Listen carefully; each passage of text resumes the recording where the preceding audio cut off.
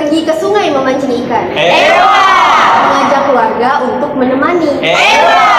Salam pembuka kami ucapkan untuk mengawali video ini. Assalamualaikum warahmatullahi wabarakatuh. Selamat pagi, siang atau sore semuanya. Kami dari kelompok 2. Di sini kami akan menceritakan mengenai buku cerita rakyat dari Kabupaten Ningga. Kami harapkan teman-teman sekalian dapat mendengarkannya dan menjadikan cerita kami ini untuk warisan budaya. Nah.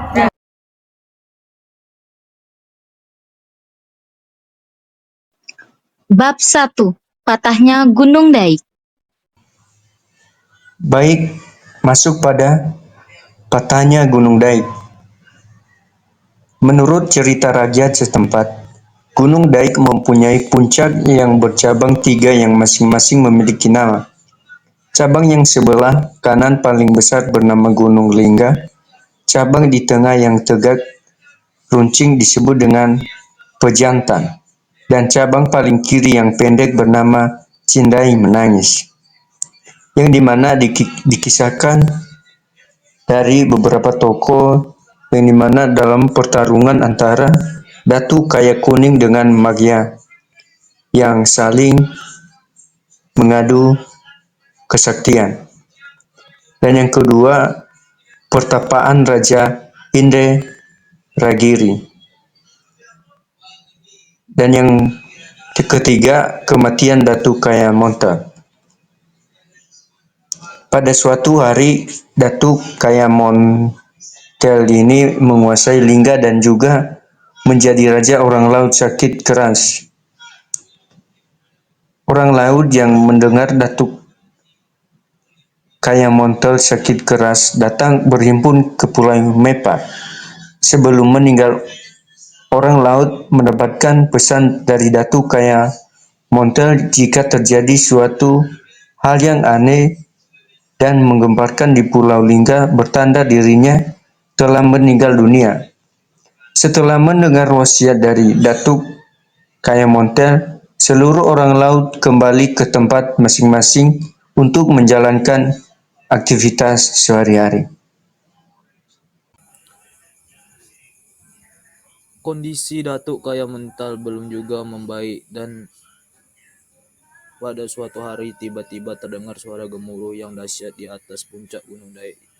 Hingga sampai ke laut, orang laut terkejut mendengar suara bergemuruh gunung dan pagi harinya mereka melihat satu di antara puncak gunung telah patah. Di tengah laut muncul pulau baru yang berasal dari patahnya puncak gunung. Orang laut yang teringat dengan wasiat Datuk Kaya Mental dan mereka sangat bersedih hati. Patahnya salah satu puncak Gunung Daik sebagai tanda alam telah wafatnya Datuk Kaya Mental di Pulau Mapar. Orang laut yang teringat wasiat dari Datuk Kaya Mental datang kembali beramai-ramai mengunjungi Pulau Mempar untuk menyampaikan duka cita. Ada makna di balik cerita rakyat patahnya Gunung Daik, yakini tentang manusia wajib menaati janji. Nama puncak Cindai Menangis semula bernama Cindai, tanpa kata menangis. Kata menangis ketika itu melekat pada kata Cindai. Terdapat alasan yang kuat. Kata menangis ditambahkan pada kata Cindai. Alasan itu disari pada peristiwa tertentu yang pernah terjadi pada zaman dahulu kala. Sebelum puncak Cindai itu patah, masyarakat sekitar gunung yang indah peramai itu sering mendengar suara tangisan menurut orang-orang faham yang bermukim di sekitar pulau itu. Tangisan yang selalu terdengar pada malam hari itu bersumber dari puncak terindah itu. Setelah patah, orang tua menafsirkan bahwa tangisan tersebut menandakan perihal dirinya akan patah. Ia sedih bahwa dirinya akan berpisah untuk selamanya dengan cabang lain, yakni Daik dan Penjatan. Sesungguhnya ada cerita terdiri tentang puncak terendah itu yang harus hengkang dari atas gugusan puncak gunung yang sangat menawar kalbu jika ditengok dari desa, kota, kecamatan Singkep, atau dari desa Daura, kecamatan Lingga. Bab 2. Kisah Si Awang Lebih. Cerita Rakyat Si Awang Lebih dari Kesultanan Riau Lingga. Kesultanan Riau Lingga adalah sebuah kerajaan Melayu yang berpusat di Kota Daik, Kabupaten Lingga. Sebuah kota yang udaranya sangat sejuk dan asri. Karena letaknya di bawah kaki Gunung Daik yang termasyhur karena puncaknya bercabang 3. Selain indah dan nyaman, Daik ini termasuk ibu kota kesultanan dan kota yang sangat strategis karena terletak di tengah-tengah wilayah kesultanan. Mungkin ada sekitar 2 km dari pusat kota, juga terdapat sebuah pelabuhan yang bernama Tanjung Buton. Di pelabuhan Tanjung Buton itu juga tempat berlabuhnya kapal-kapal dagang antar pulau yang membongkar muat barang dagangan. Lalu di seberang pelabuhan juga terdapat sebuah pulau yang bernama Pulau Mepar. Pulau Mepar ini adalah benteng pertahanan Kesultanan Riau Lingga. Di pulau itu juga terdapat banyak benteng yang dilengkapi dengan meriam. Karena wilayah Kesultanan Riau Lingga adalah kepulauan, sudah tentu saja mata pencarian mereka itu termasuk adalah nelayan. Namun, ada juga yang bekerja sebagai petani. Lalu di masyarakat itu, ibu-ibu dan anak-anak perempuan juga memiliki kegiatan rumahan yang bermanfaat seperti menganyam atau rumbia, membuat kerajinan tangan dari daun nipah dan daun berduri yang banyak tumbuh di pesisir pantai, mengolah sagu, dan masih banyak lagi. Lalu nanti hasil dari kegiatan mereka ini akan mereka jual di wilayah kesultanan atau dibawa kapal antar pulau untuk dijual kembali.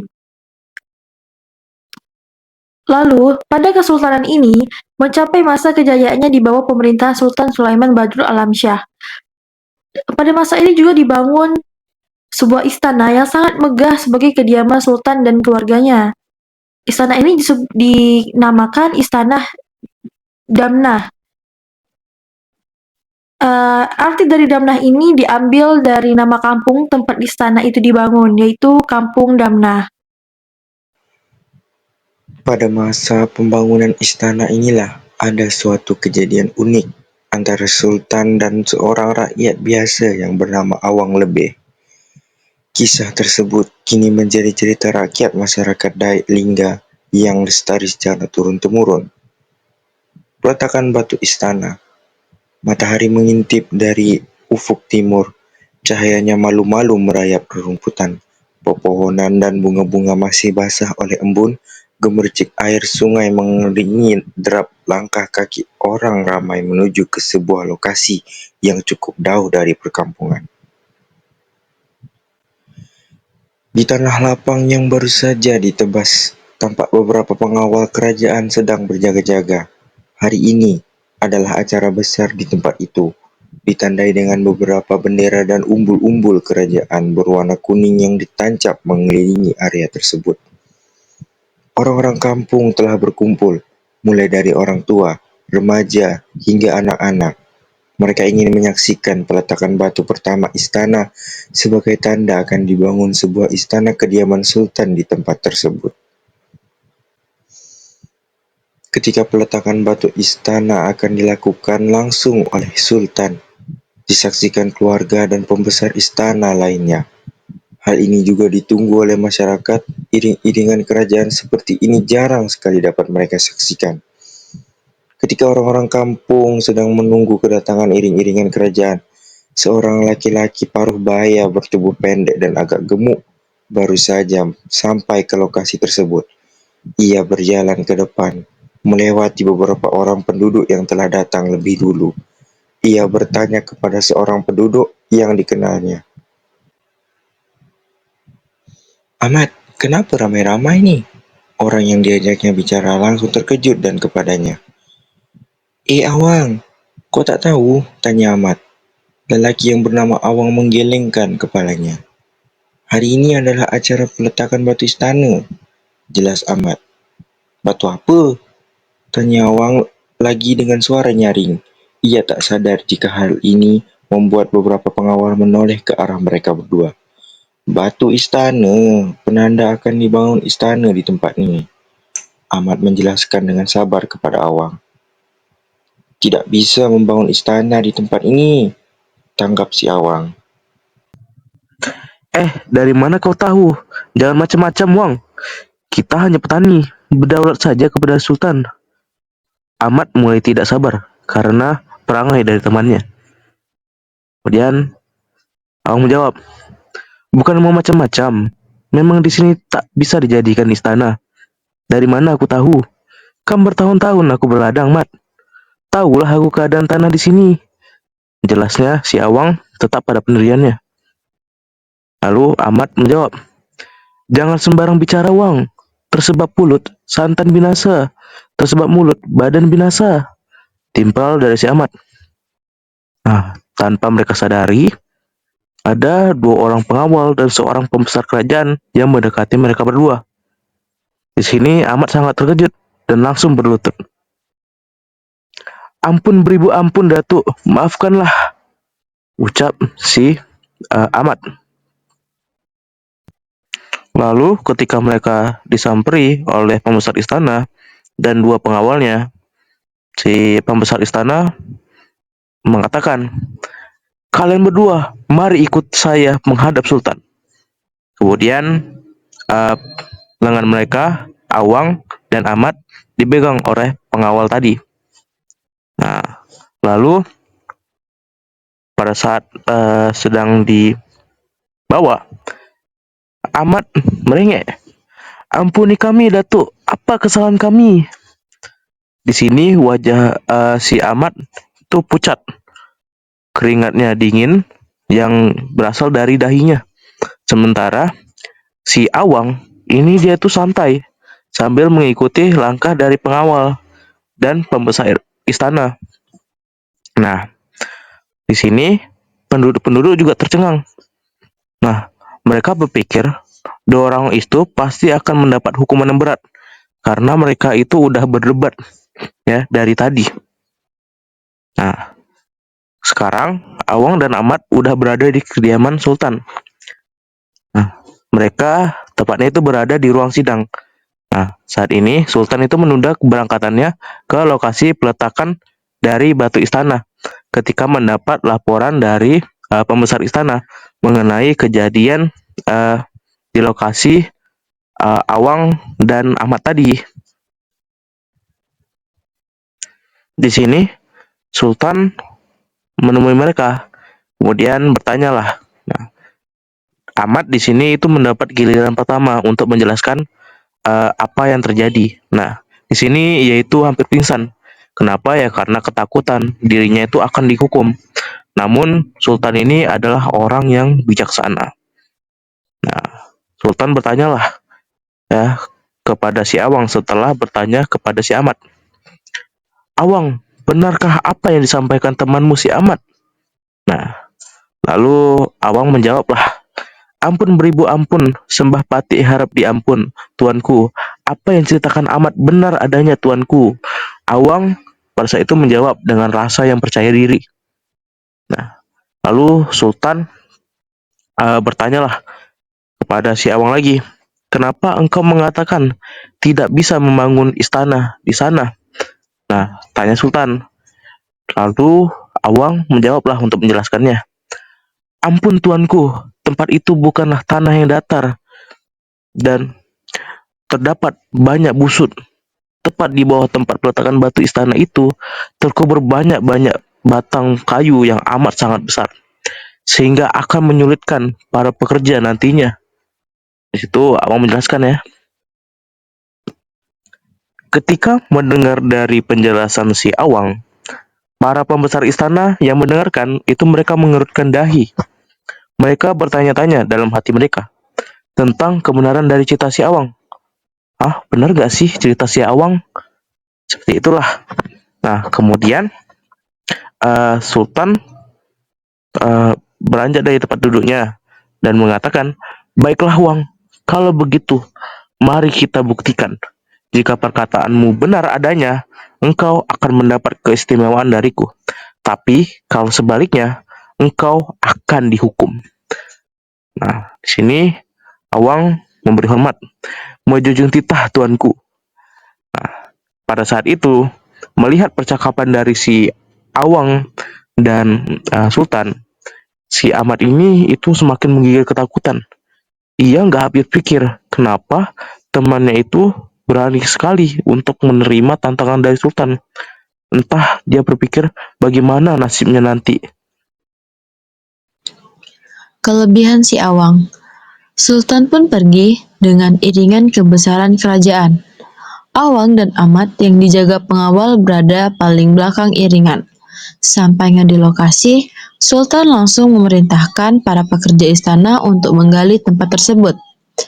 Para penduduk menunggu dengan tegang. Mereka berpikir tentang nasib Awang dan Ahmad yang akan mendapatkan hukuman oleh Sultan karena telah lancang meragukan keputusan Sultan untuk memilih tempat tersebut.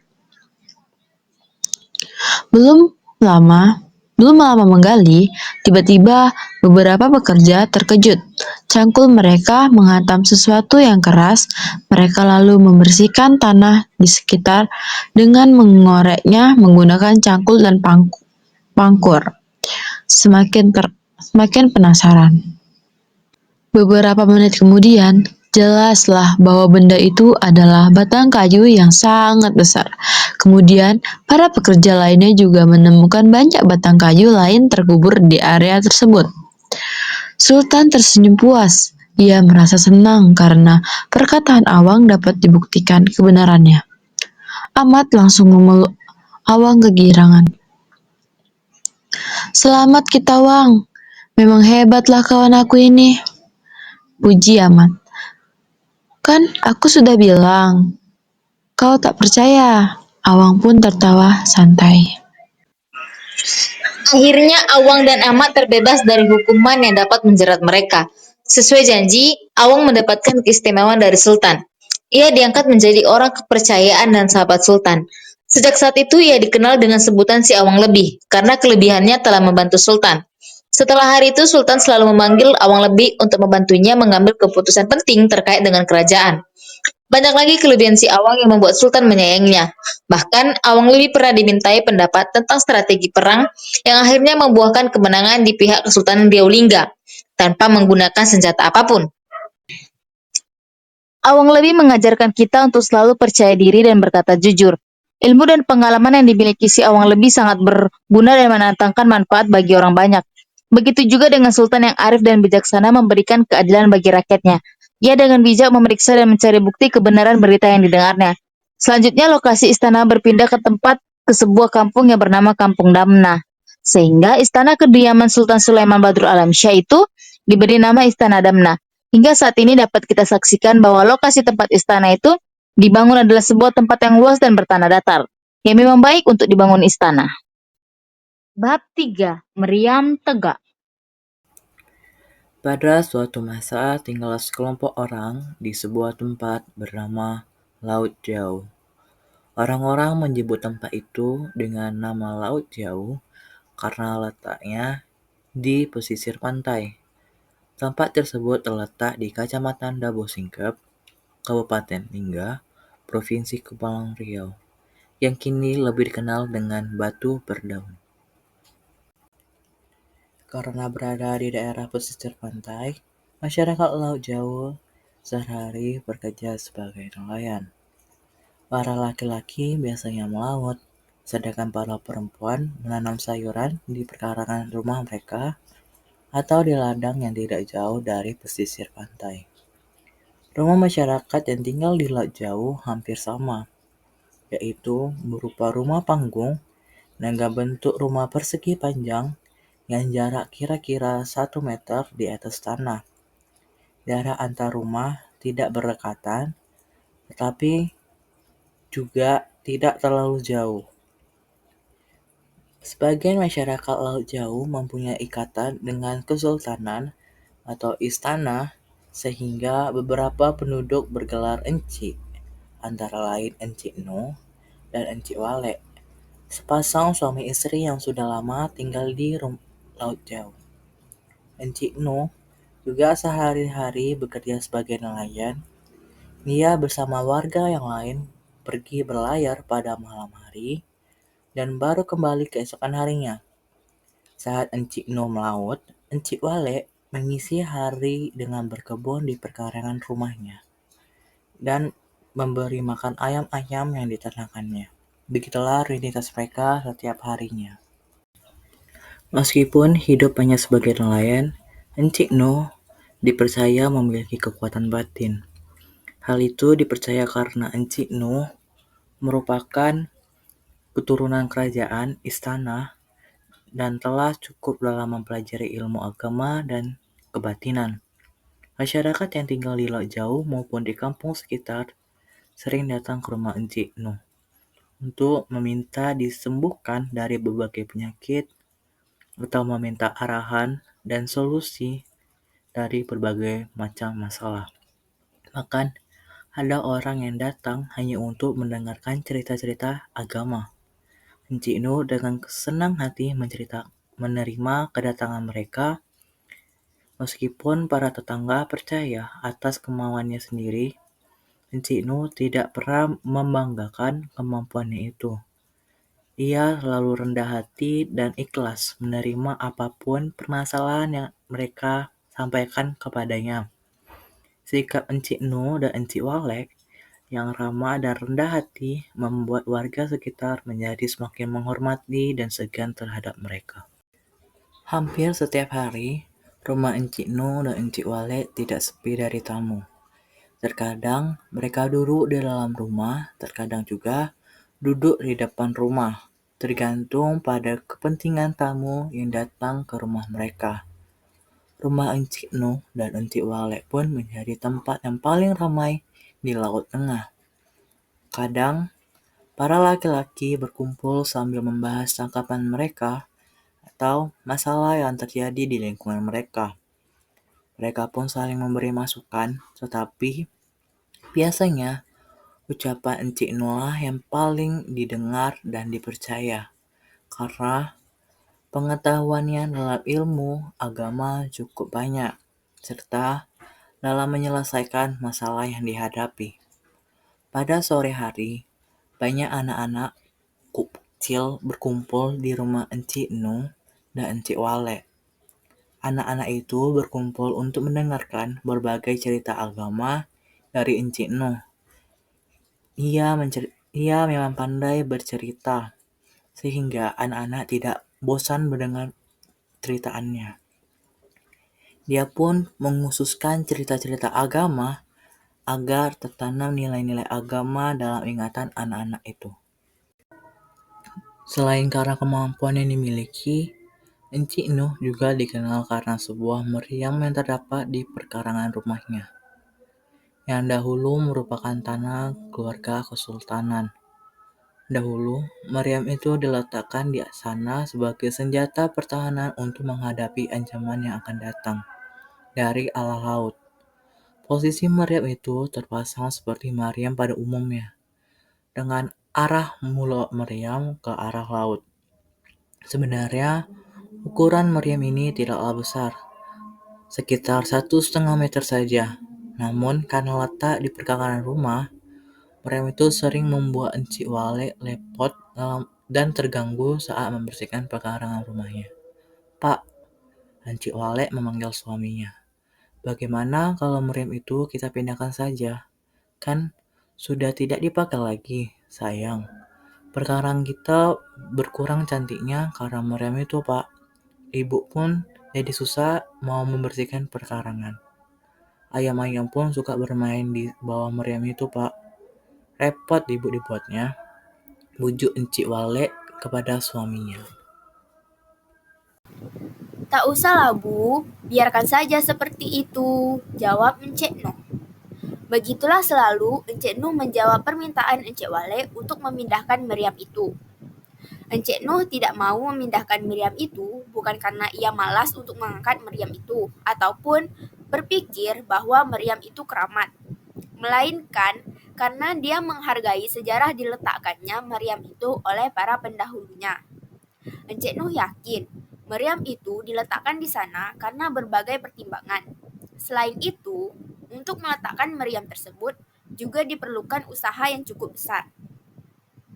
Meskipun Maryam itu agak mengganggu kenyamanan dan keindahan pekarangan rumah, Encik Nuh lebih menghargai sejarah keberadaan Maryam itu di sana. Akan tetapi, pada suatu hari terjadi sesuatu yang tidak pernah terpikirkan oleh Encik Nuh sebelumnya. Seperti biasa, pada hari itu Encik Nuh pergi mencari ikan. Encik Walid juga sibuk membersihkan pekarangan dan memberi makan ayam-ayam ternak mereka. Tanpa diduga, seekor anak ayam masuk ke lubang yang ada di bawah Maryam. Lubangnya tidak besar, hanya seukuran anak ayam itu. Karena itulah anak ayam itu bisa masuk, tetapi tidak bisa keluar. Karena tidak bisa keluar, anak ayam itu pun mati di dalam lubang di bawah Maryam itu. Pada sore harinya, saat Encik Walek membersihkan pekarangan dan memasukkan ayam-ayam ternak ke dalam kandang, dia menyadari ada seekor anak ayam yang hilang. Encik Walek menyadari hal itu karena selalu memperhatikan hewan ternaknya, sehingga tahu betul jumlah dan kondisi hewan ternaknya itu. Encik Walek segera mengelilingi perkarangan rumahnya dan mencari anak ayam yang hilang itu. Setelah mencari kemana-mana, akhirnya Encik Walek menemukan anak ayam itu terjebak di dalam lubang di bawah Maryam. Encik Walek pun segera berusaha mengeluarkan anak ayam itu dari dalam lubang. Betapa sedih hati Encik Walek ketika mengetahui anak ayam yang ditolongnya sudah tidak bernyawa lagi. Encik Walek terduduk di atas tanah sambil memegangi tubuh anak ayam yang sudah tidak bernyawa itu. "Pak, Bapak!" Encik Walek memanggil suaminya. "Lihatlah, Pak, mati satu anak ayam kita terjebak di bawah lubang Maryam itu. Kan sudah pernah Ibu ingatkan, Pak. Cepatlah pindahkan Maryam itu, Pak," pinta Encik Walek kepada suaminya. Setelah kejadian itu, Encik Nuh mulai berpikir untuk memindahkan Maryam tersebut dari pekarangan rumah mereka. Dia merenung dan merasa khawatir jika kejadian anak ayam masuk ke dalam lubang di bawah Maryam itu terulang lagi. Meskipun lubang itu sudah ditutup, bisa saja ada lubang yang lain lagi. Encik Nuh juga mulai memikirkan mana yang lebih baik, menghargai sejarah pemasangan Maryam itu atau menghindari risiko yang bisa terjadi pada anak ayam yang lain. Setelah cukup lama berpikir, akhirnya Encik Nuh mengambil sebuah keputusan. "Baiklah, Bu. Besok sepulang dari melaut, Bapak pindahkan Maryam itu," kata Encik Nuh kepada istrinya. Keesokan harinya, sebagaimana janji Encik Nuh kepada istrinya, sepulang dari melaut, Encik Nuh mencoba untuk memindahkan Maryam itu. Karena Maryam itu kecil, Encik Nuh berpikir bahwa dia dapat mengangkat Maryam itu sendiri. Oleh karena itu, dia tidak meminta bantuan tetangganya. Terlebih lagi, Encik Nuh sadar bahwa di mata para tetangganya, dia dianggap memiliki ilmu kebatinan yang cukup tinggi, sehingga akan memalukan baginya jika hanya untuk mengangkat Maryam yang kecil itu, dia memerlukan bantuan orang lain. Setelah memantapkan diri, Encik Nuh pun bersiap mengambil ancang-ancang untuk mengangkat dan memindahkan Maryam itu. "Bismillahirrahmanirrahim," ucap Encik Nuh sambil berusaha mengangkat Maryam itu. Namun, Maryam itu tidak bergerak sedikit pun. Encik Nuh bingung. Kenapa tidak terangkat ya? Bergerak sedikit pun tidak. Mungkin karena sudah lama dan karatan, jadi susah mengangkatnya, ucapnya di dalam hati. Encik Nuh pun mencoba lagi mengangkat Maryam itu. Kesempatan kedua masih belum berhasil. Maryam itu masih belum juga bergerak. Namun, Encik Nuh tidak mau menyerah. Dia mencoba mengangkat Maryam itu berulang kali, tetapi hasilnya masih sama. Karena hari sudah menjelang malam, akhirnya Encik Nuh menghentikan usahanya mengangkat Maryam itu dan kembali ke rumah. "Bagaimana, Pak?" Dipindahkan kemana meriamnya? Tanya Encik Walek kepada suaminya. Belum, Bu. Belum bisa dipindahkan, jawab Encik Noh. Entah kenapa, bergerak pun tidak. Sudah beberapa kali Bapak coba, masih tidak bisa juga. Besoklah Bapak coba lagi. Sekarang Bapak mau siap-siap melaut dulu, kata Encik Nuh lagi. Tak apalah Pak, besok saja dicoba lagi, sahut Encik Walek. Sesuai janji, Encik Nuh keesokan harinya dia mencoba kembali mengangkat meriam itu. Namun, sama seperti hari sebelumnya, meriam itu tetap tidak bisa bergerak. Hari itu pun berakhir, seperti hari sebelumnya. Begitupun yang terjadi beberapa hari berikutnya.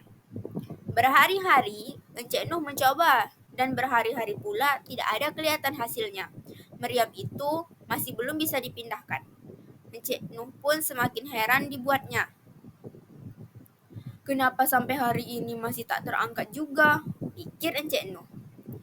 Apakah dulu saat meriam ini dipasang diadakan semacam upacara ya?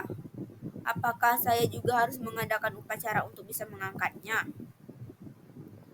Encik Nuh pun semakin pusing memikirkan meriam yang tidak bisa diangkat itu. Perasaannya pun semakin gelisah karena memikirkan hal itu.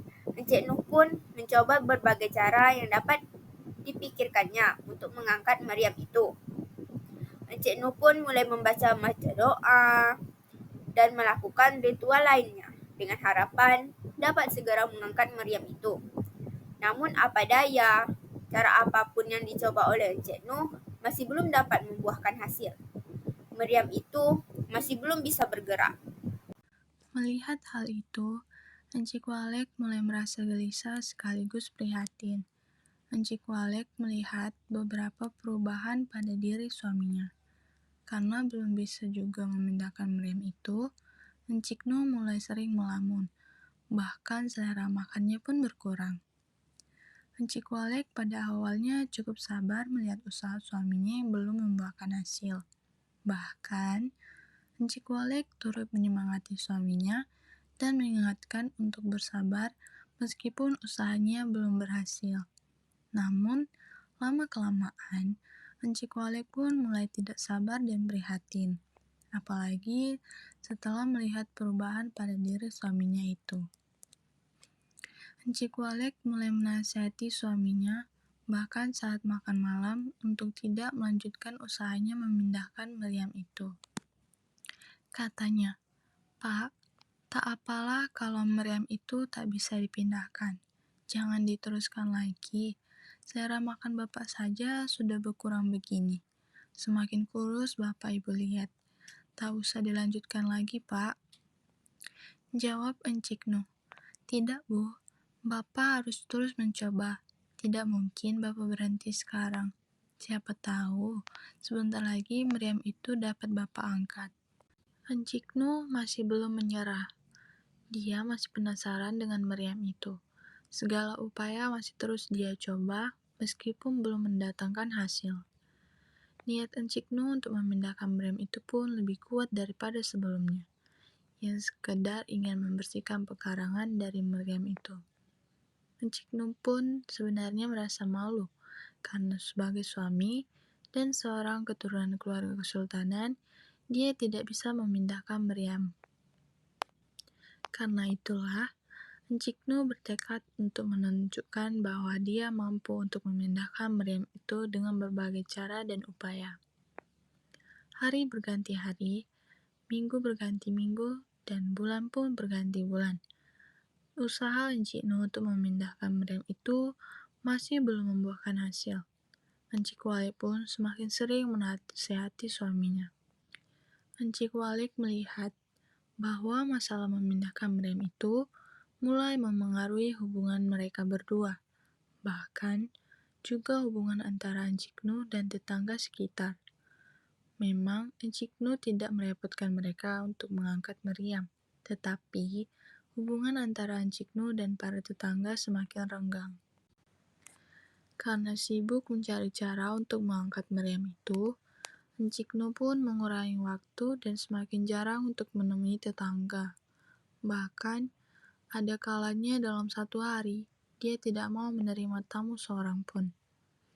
Anak-anak kecil yang biasanya mendengarkan cerita dari Enciknu tidak bisa lagi mendengarkan cerita, karena Enciknu terus sibuk mencoba mengangkat meriam itu. Encik Waleklah yang merasa malu kepada para tetangga atas perubahan suaminya itu. Sebisanya dia menemui para tetangga dan tamu, meskipun dia tidak bisa memenuhi keinginan tamu-tamunya itu, karena pengetahuannya tidaklah sama seperti pengetahuan Enciknu. Karena itulah, Encik Walek semakin sering menasihati suaminya agar hubungan mereka dan para tetangga membaik kembali. Lama-kelamaan, ucapan Encik Walek kepada Enciknu untuk berhenti berusaha memindahkan meriam itu diterima hati Enciknu. Hati Enciknu semakin tidak karuan karena belum berhasil mengangkat meriam itu. Apalagi, istrinya pun tidak lagi mendukung dan menyemangatinya. Encik Walek juga merasakan hal yang sama. Hatinya tidak karuan karena melihat sikap suaminya yang telah berubah. Saran Encik Walek pun tidak juga diikuti oleh suaminya, sehingga terkadang keluar kata-kata yang menantang dari mulutnya. Sudahlah Pak, kalau memang tidak bisa, nanti Ibu saja yang mengangkatnya. Terus-menerus mendengar kata-kata seperti itu membuat hati dan pikiran Enciknu berkecamuk. Akhirnya, bukannya mengikuti nasihat sang istri, Enciknu malah berkata kepada istrinya untuk mencoba sendiri memindahkan meriam itu. Ah, kata Enciknu, Bapak yang sudah berhari-hari mencoba mengangkatnya tetap tidak bisa juga. Apalagi kalau Ibu yang mengangkatnya. Sudahlah Bu, biar Bapak saja yang memindahkannya. Tak usah Ibu pikirkan juga. Mana mungkin Ibu bisa mengangkatnya, apalagi memindahkannya. Begitulah kemudian suasana di rumah Enciknu dan Encik Walek. Mereka semakin tidak harmonis dan semakin kaku hanya karena permasalahan memindahkan meriam. Enciknu yang merasa malu karena belum mampu memindahkan meriam itu menjadi semakin sensitif dan emosional. Encik Walek pun seiring waktu semakin tidak sabar dan tidak tahan melihat perubahan pada diri suaminya. Pada suatu hari, karena sudah tidak tahan lagi mendengar nasihat istrinya, Enciknu berkata kepada istrinya, Ibu ini komentar saja dari kemarin. Cobalah Ibu angkat sendiri kalau bisa. Kalau meriam itu bisa Ibu angkat, Bapak akui, Ibu memang lebih hebat dari Bapak. Enciknu mengatakan kepada istrinya bahwa dia akan mengakui kehebatan istrinya jika istrinya itu mampu memindahkan meriam tersebut. Namun, di dalam hati Enciknu yakin bahwa istrinya itu tidak akan mampu mengangkat meriam itu. Ucapan sang suami itu membuat Encik Walek merasa tertantang. Meskipun Encik Walek merasa dirinya lemah, dia semakin serius memikirkan cara untuk mengangkat meriam itu.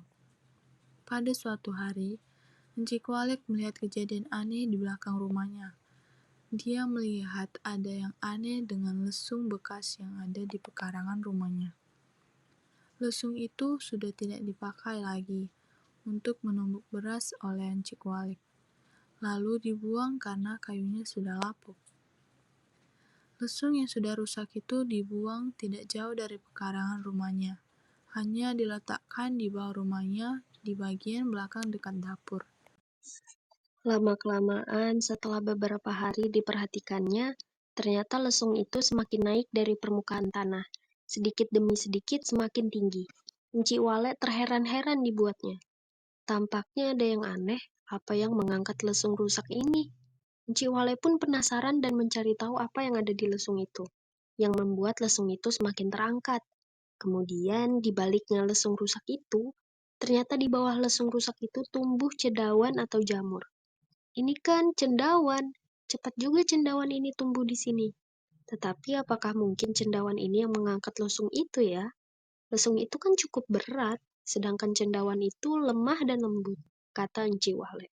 Cukup lama Enci Wale memperhatikan cendawan-cendawan yang tumbuh di bawah lesung resek itu. Apabila diamati, cendawan itu bentuknya tidak jauh berbeda dengan cendawan yang biasa dipetiknya. Maklum, Enci Wale sudah sering mengambil cendawan untuk dimasak, sehingga dia tahu beda antara cendawan yang boleh dimakan dan yang beracun. Biasanya, Enci Wale mencari cendawan di batang-batang kayu yang sudah lapuk dan lembab. Namun, melihat sudah ada cendawan dekat di depan matanya, dia pun senang karena tidak perlu capek lagi mencari cendawan. Lalu dicabutnya cendawan itu untuk dimasak menjadi sayur nantinya. Keesokan harinya, pada saat hari masih subuh, Enci Wale teringat kembali akan cendawan yang telah dipetiknya, yang bisa membuat lesung bekas yang cukup berat itu terangkat. Dia berpikir jika cendawan itu cukup kuat untuk membuat lesung terangkat, mungkin cendawan itu juga akan memberikan efek kekuatan kepada orang yang memakannya. Akhirnya, Enci Wale memutuskan untuk mencoba khasiat cendawan yang sudah dipetiknya itu. Pagi itu juga dimasaknya cendawan tersebut untuk dijadikan sayur. Kemudian segera dimakannya sayur cendawan itu. Setelah memakan sayur cendawan itu, Enci Wale pun bergegas keluar rumah. Dia segera menghampiri meriam di pekarangan rumahnya. Enci Wale sempat ragu sejenak, tetapi dengan meneguhkan niat dan sambil membaca doa, dia pun akhirnya mencoba mengangkat meriam itu. Bismillahirrahmanirrahim, kata Enci Wale sambil mengangkat meriam itu dengan kedua tangannya. Ajaib! Ternyata Enci Wale berhasil mengangkat meriam itu, bahkan dengan sangat mudah. Ternyata benar, cendawan yang saya makan tadi ialah cendawan sakti sehingga saya memiliki kekuatan untuk mengangkat meriam itu, pikir Enci Wale takjub. Saat hatinya diliputi rasa senang dan takjub karena berhasil mengangkat meriam itu, Enci Wale ingat bahwa dia harus segera memindahkan meriam itu sebelum suaminya pulang dari laut. Akhirnya dia memutuskan untuk memindahkannya ke arah dalam daratan, menjauhi pantai. Memang setelah memakan sayur cendawan itu, Enci Wale menjadi semakin kuat. Enci Wale tampak tidak bersusah payah saat membawa meriam itu. Meriam itu terasa ringan seperti tongkat kayu. Bahkan dia menentengnya seperti tongkat untuk berjalan. Tibalah Enci Wale di tempat yang dituju. Lalu ditancapkannya meriam itu dengan posisi mulut meriam menghadap ke atas, sehingga meriam itu tampak berdiri tegak. Karena butuh waktu lama dan sempat bertengkar dengan suaminya hanya untuk memindahkan meriam itu, Enci Wale pun merasa geram dengan meriam itu sehingga meletakkan meriam itu dengan posisi seperti itu. Ternyata saya bisa menjadi sekuat ini. Memang betul cendawan itu punya kesaktian. Saya yang lemah ini bisa juga akhirnya mengangkat meriam yang berat itu, kata Enci Wale. Setelah selesai memindahkan meriam itu, Enci Wale pulang ke rumahnya, lalu melaksanakan aktivitas seperti biasanya. Tidak lama kemudian, suaminya pulang dan terheran-heran mengetahui meriam sudah tidak ada di pekarangan rumah. Ibu, di mana meriamnya? Tanya Enci Noh. Meriamnya sudah ibu pindahkan ke sana, jawab Enci Wale sambil menunjuk ke arah pindahnya meriam itu. Enci Noh segera berlari ke arah yang ditunjuk istrinya. Di sana dia melihat meriam yang membuat mereka repot selama ini telah benar-benar pindah. Enci Wale pun berkata kepada suaminya, kalau bapak bisa angkat, angkatlah lagi meriamnya. Akhirnya Enci Nuh pulang kembali ke rumahnya dan mengakui kehebatan istrinya yang dapat memindahkan meriam itu, sedangkan dia sendiri dengan berbagai cara tidak bisa melakukannya. Enci Wale tersenyum puas mendengar pengakuan Enci Nuh. Dia puas karena bisa membuktikan kekuatannya kepada suaminya itu. Akan tetapi, Enci Wale merahasiakan perihal jamur yang telah dimakannya kepada suaminya. Di sisi lain, Enci Nuh akhirnya sadar bahwa beberapa waktu lalu, hati dan pikirannya sudah ditutupi rasa sombong. Dirinya sombong karena merasa memiliki ilmu yang tinggi, sehingga tidak bisa melihat bahwa ada yang lebih hebat dari dirinya. Karena kesombongan itu, dirinya menjadi emosional dan tidak mau mendengar nasihat dan saran dari istrinya. Enci Nuh meminta maaf kepada istrinya atas perbuatannya beberapa waktu lalu, yang tidak menganggap bahkan sempat meremehkan kemampuan istrinya itu. Enci Wale pun memaafkan suaminya. Kemudian hubungan mereka pun kembali harmonis seperti sedia kala. Begitu juga hubungan antara mereka dan para tetangga. Ini adalah dokumentasi kelompok kami mengenai pembuatan proyek buku. Bunga mawar, harum baunya. Tumbuh indah di taman pagi. Cukup sekian presentasinya. Sampai jumpa lagi di lain hari.